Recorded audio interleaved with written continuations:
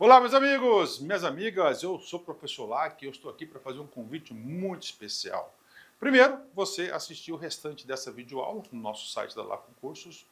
Aqui no YouTube são aulas demonstrativas para você ter aí o conhecimento, né, para você ter aí uma projeção das nossas aulas em relação aí ao concurso da GCM, Guarda Civil Municipal de Caldas Novas. Nós temos um curso, cara, fantástico, focado nesse edital, um curso que eu tenho certeza que vai te ajudar.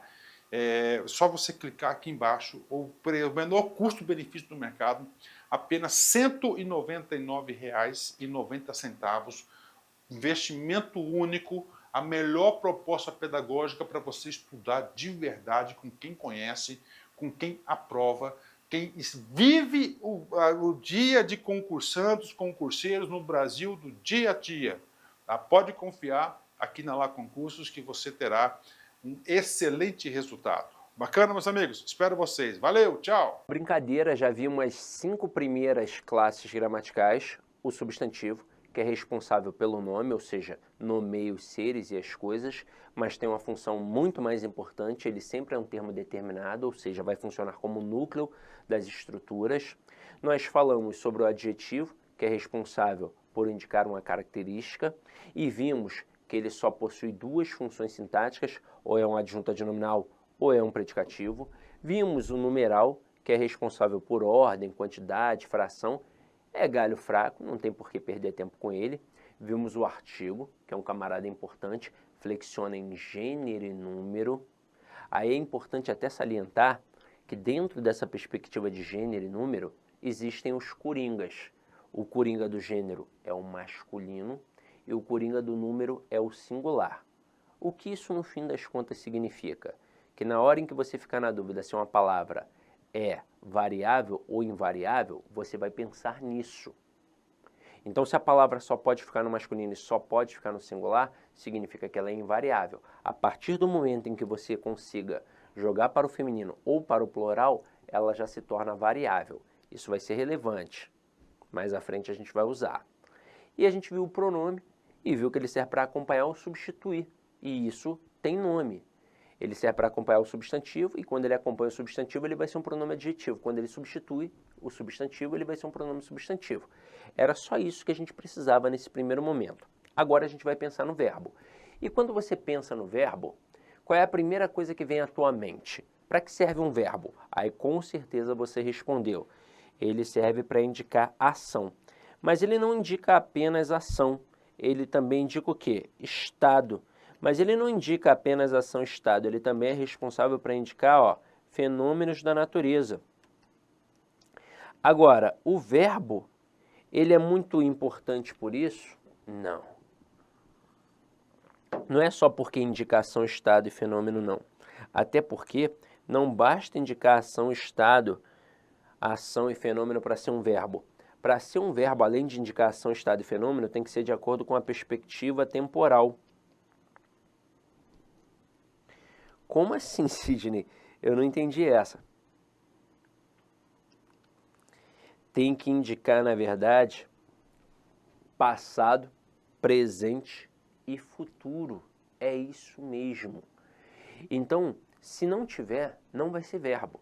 Imagina só o seguinte, ação. Eu digo a filmagem da aula ficou perfeita. A palavra filmagem, ela não é um verbo, mas ela tem força de verbo, porque ela indica o ato de filmar, então está indicando a ação. E nem por isso foi verbo, é um substantivo. Se eu disser os alunos do LAC são estudiosos, estudiosos é um estado, mas nem por isso é um verbo, é um adjetivo. Se eu disser a chuva caiu forte ontem, a palavra chuva indica um fenômeno da natureza, mas nem por isso foi verbo, é um substantivo. Porque para ser verbo, além de indicar ação, estado e fenômeno, tem que ser de acordo com a perspectiva temporal. Tem que indicar que é passado, presente ou futuro. Mas ele não é só importante por isso. Na verdade, ele é mega importante porque ele é responsável por um processo. Que processo é esse? O processo do sistema SVC, que é o principal sistema linguístico que a gente tem na língua portuguesa, em que eu tenho o sujeito, o verbo e o complemento. E ele, o verbo, é o principal elemento, é ele que me diz quem é o sujeito, é ele que me diz quem é o complemento, é ele que me diz quem é ele próprio. Portanto, é o verbo que me dá todos os termos da oração. É a partir do verbo que a gente começa a análise sintática. Sem o verbo não tem análise sintática. Ué, mas quem é o sujeito? Tem verbo? Não. Então não tem sujeito. Ué, mas quem é o objeto direto? Tem verbo? Não. Então não tem objeto direto. É só uma frase nominal. Para ter análise sintática, para dizer quem é sujeito, quem é objeto, esse tipo de coisa, tem que ter o verbo. E o momento dele mega importante vai chegar quando a gente começar a trabalhar a transitividade. A transitividade é o pontapé inicial para tudo aquilo que a gente pensa em análise sintática, tá? Mas por hora eu quero saber apenas da função morfológica. Por isso, eu quero saber sobre as desinências verbais. E aí, quando a gente pensa em desinências verbais,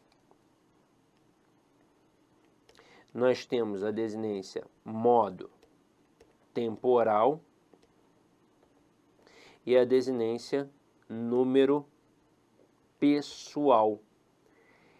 Por isso que o verbo é a classe mais variável de todas, porque varia em número, pessoa, modo e tempo.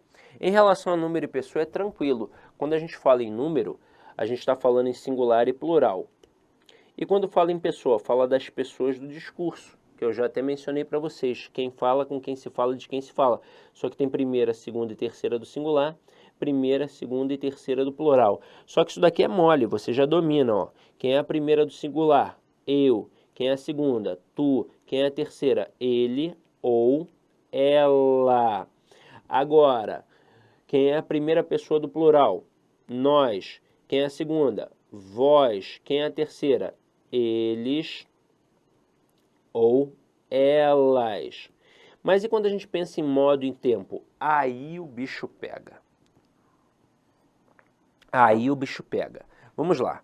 Quando eu penso em modo, eu tenho 3 modos verbais. Eu tenho o modo indicativo, eu tenho o modo subjuntivo e eu tenho o modo imperativo.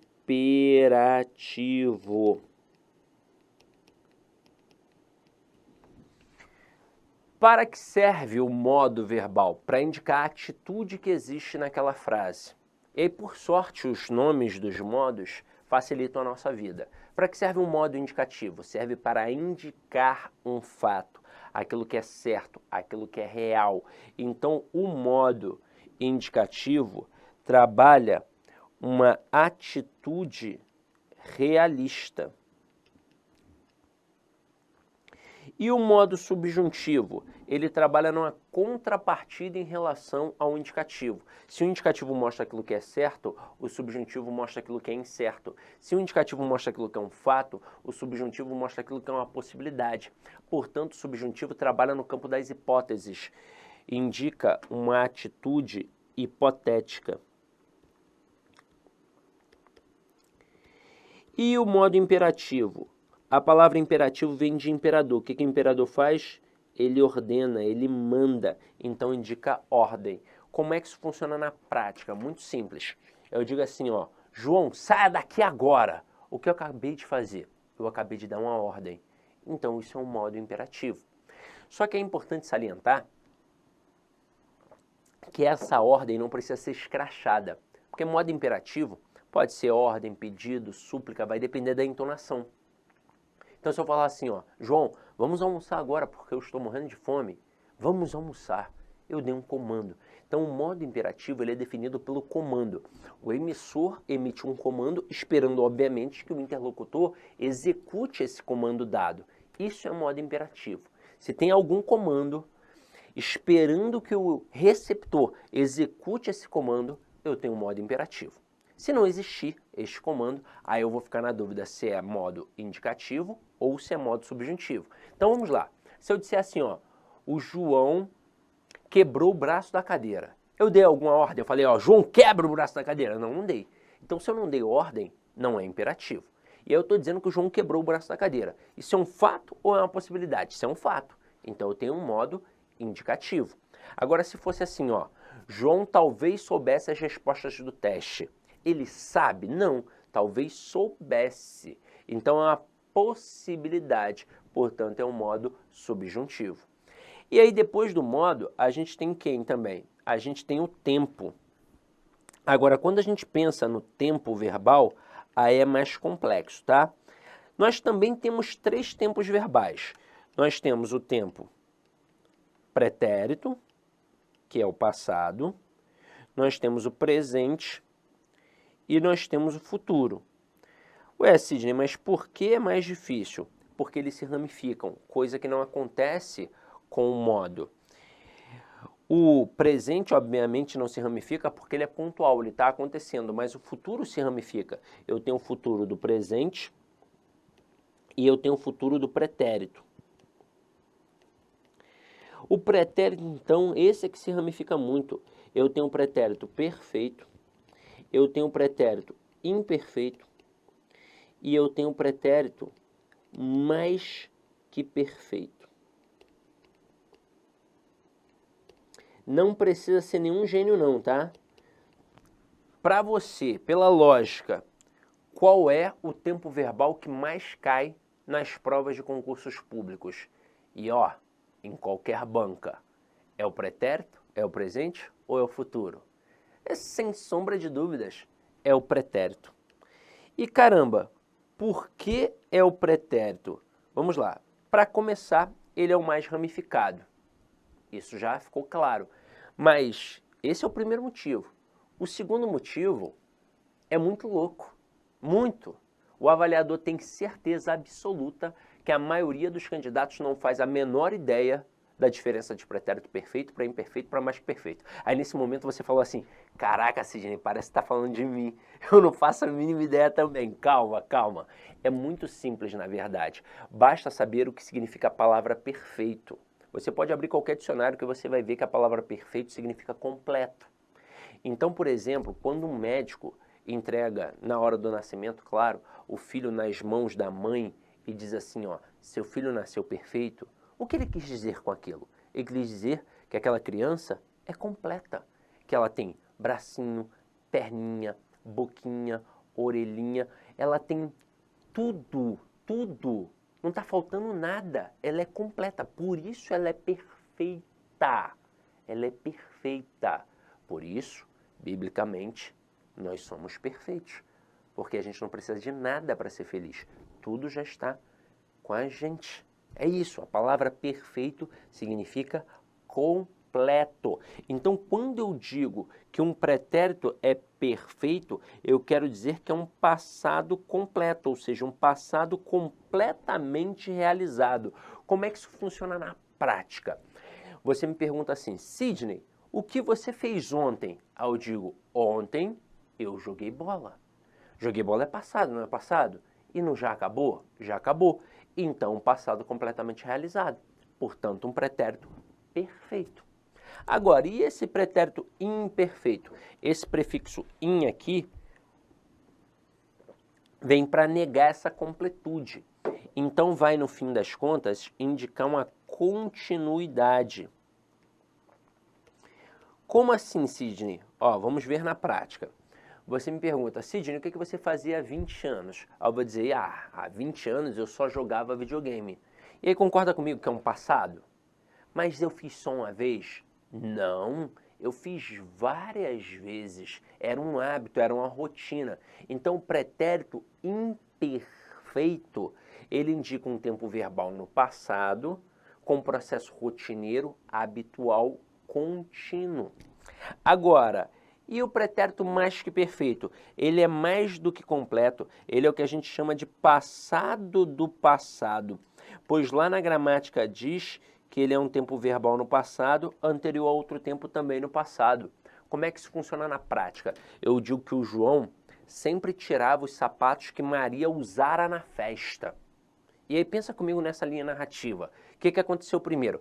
Primeiro o João tirou o sapato, ou primeiro a Maria usou, para que depois o João pudesse tirar? Ora, primeiro a Maria usou, para que depois o João pudesse tirar. Então, este usara é um tempo verbal no passado, anterior outro tempo também no passado. Então, pretérito mais que perfeito. Aí, turma, Se aqui fosse uma turma presencial, eu faria um desafio com um dos alunos da turma. Mas eu vou fazer esse desafio com você, já que essa aula é online. Então acompanha aqui comigo. Se eu colocasse, por exemplo, cantávamos.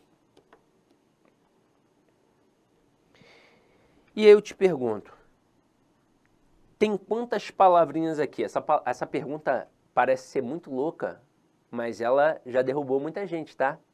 Porque tem aluno que fala 2, tem aluno que fala 4 palavras. Meu Deus do céu, como assim, Cisney? Aí só tem uma palavra, só tem uma palavra. Lembra que no iniciozinho eu mencionei que a análise textual começa na análise gramatical? Pois bem, tudo começa num camarada chamado morfema. O morfema é a menor unidade significativa de uma palavra. Isso significa que a palavra tem partes menores.